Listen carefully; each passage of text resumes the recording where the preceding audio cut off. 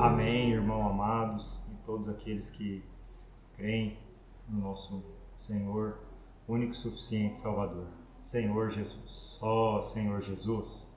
Amém, irmãos. É um prazer, é uma satisfação estar aqui compartilhando com os irmãos, um pouco do que o Senhor tem trazido para a gente, através desse aperfeiçoamento da liderança cristã que nós estamos fazendo, primeiramente para nos aperfeiçoar, e depois para aperfeiçoarmos os nossos liderados, E um dos livros que nós estamos usando como base dessa fundamentação nossa é esse aqui, Fundamentos da Liderança Cristã. E hoje a gente vai desfrutar um pouco sobre o capítulo 6, que fala sobre as distinções sobre poder e autoridade.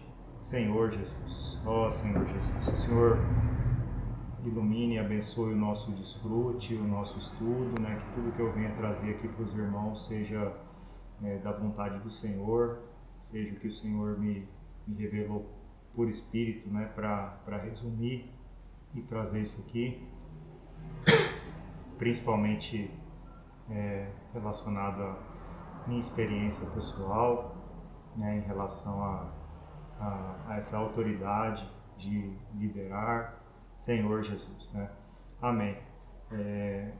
Vamos começar, irmãos, discorrendo sobre a diferença, sobre poder e autoridade, mas antes a gente vai entrar no conceito de liderança e gerência, certo?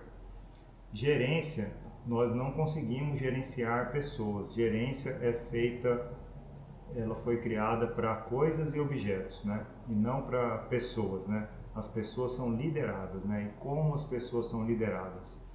Pessoas são lideradas através de influência de outras pessoas, amém? Quer seja na igreja, quer seja em outros locais, Mas a pessoa, para ser um líder, ela tem que ser uma influenciadora, amém?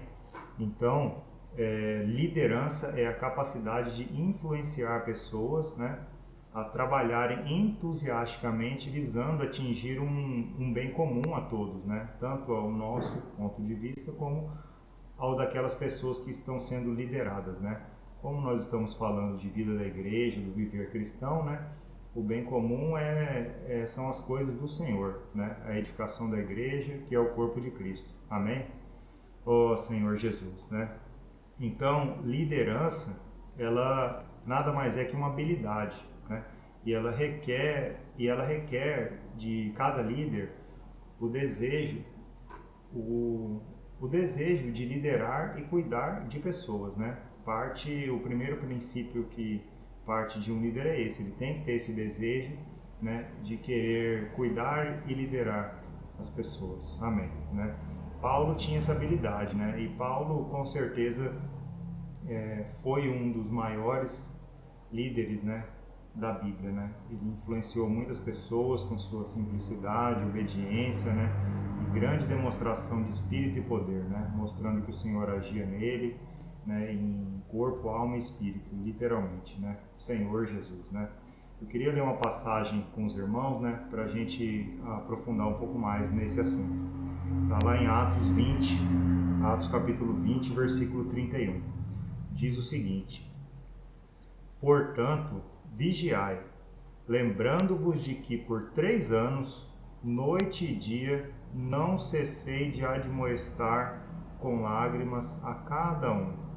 Ó Senhor Jesus, Aqui Paulo enfatiza que liderar é a importância de cuidar das pessoas, Cuidar de cada um, de cada pessoa, de cada membro do corpo, de cada liderado, de cada alma, Senhor Jesus, Então, como líderes, nós precisamos dar mais atenção às pessoas do que às coisas. É isso que Paulo quis trazer para a gente, Em primeiro lugar, as pessoas. Em segundo lugar, a obra do Senhor, As coisas, todo o andar, o mover da igreja propriamente dito, Então, em primeiro lugar, nós temos que preocupar com as pessoas, com os irmãos, com a saúde, com o estado espiritual. Ó Senhor Jesus, né? Então, irmãos, esse cuidado, essa habilidade, né, de nós que desejamos e almejamos ser líderes para poder edificar o corpo de Cristo, requer muita doação e sacrifício, não é verdade? A gente não consegue, no nosso dia a dia, como os irmãos têm compartilhado e a gente tem presenciado, né? Parece que está cada dia menor, né? Nós temos mais afazeres seculares, né? E isso acaba nos envolvendo de uma maneira, né, que a gente, sem perceber, né, fica mais tempo envolvido com isso do que em espírito, né? Por que eu disse em espírito, né? Porque assim como Mateus 24, 40 e 41, o Senhor diz que quando Ele vier, um estará no campo, dois estarão no campo, um será tomado, o outro deixado, né? Então a nossa vida secular, ela também tem que ser em espírito, né? Porque nós queremos ser esses que vão ser tomados, amém? Então, amados, o nosso tempo é muito precioso para o Senhor, né? A vinda dele está muito próxima e a gente tem que pedir sabedoria e orar para aprender a administrar esse tempo, né? E durante o nosso trabalho, estudo ou qualquer outra atividade secular, nós temos que andar e estar em espírito, né? Para a gente estar lembrando, né, que o nosso ministério como líder, essa nossa habilidade é cuidar das pessoas, né? Porque sem esse cuidado, né, nós sozinhos não reinaremos, né? A igreja, todos os escolhidos, né, eles vão junto, né? O Senhor derramou seu sangue pela igreja, pela coletividade. Senhor Jesus, né?